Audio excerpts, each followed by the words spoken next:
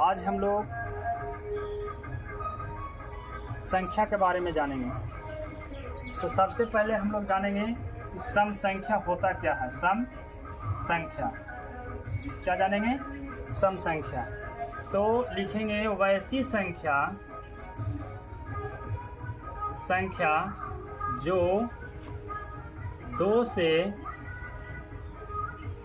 पूरे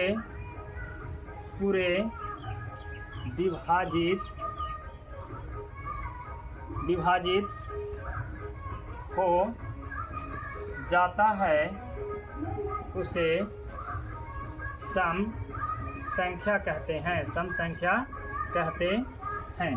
जैसे में अगर हम लोग एग्जाम्पल जानना चाहेंगे तो हो जाएगा 2, 4, 6, 8, 10, 12 ...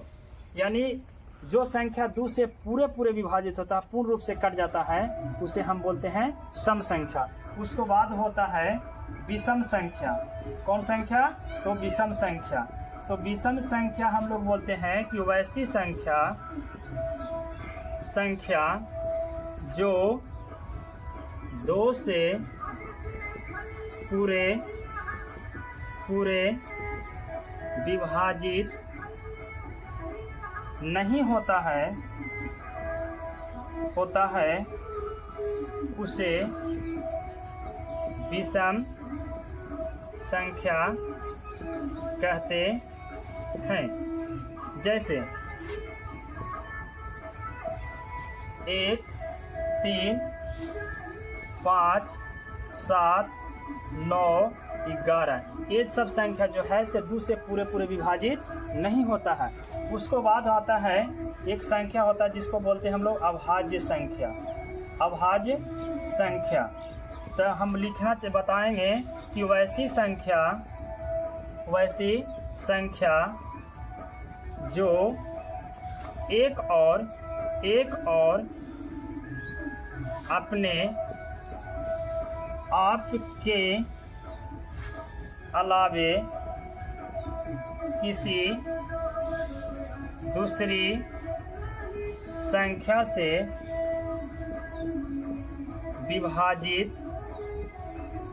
नहीं होता है उसे अभाज्य संख्या कहते हैं। जैसे सबसे छोटी अभाज्य संख्या होता है 2। तो 2 जो होता है से एक और अपने आप के अलावे किसी दूसरी संख्या से विभाजित नहीं होता है। उसके बाद होता है 3, उसके बाद होता है 5, उसके बाद होता है 7, उसके बाद 11 होता है। 9 नहीं होगा क्योंकि 9 1 से भी कटता है, 3 से भी कटेगा और 9 से भी कटेगा।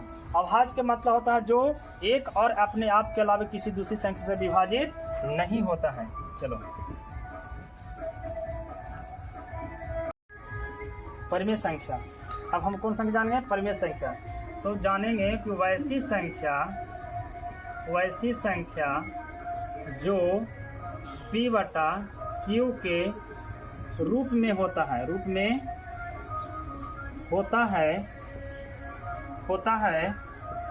उसे हम परिमेय संख्या बोलते हैं।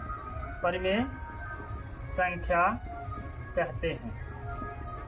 जैसे हम लोग जानेंगे एग्जाम्पल में, जैसे 2/3, 5/7, 9/6, 8/5 ये सब जो संख्या है वह परिमेय संख्या होता है क्योंकि वह P/Q के रूप में है।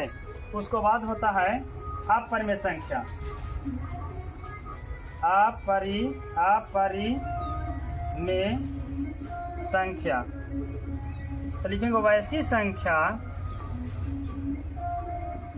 जो P/Q के रूप में नहीं होता है उसे अपरिमेय संख्या कहते हैं। जैसे √3, √2, √5, √7 ये ... ठीक है। तो अगले वीडियो में हम और सी संख्या के बारे में जानेंगे। ठीक है।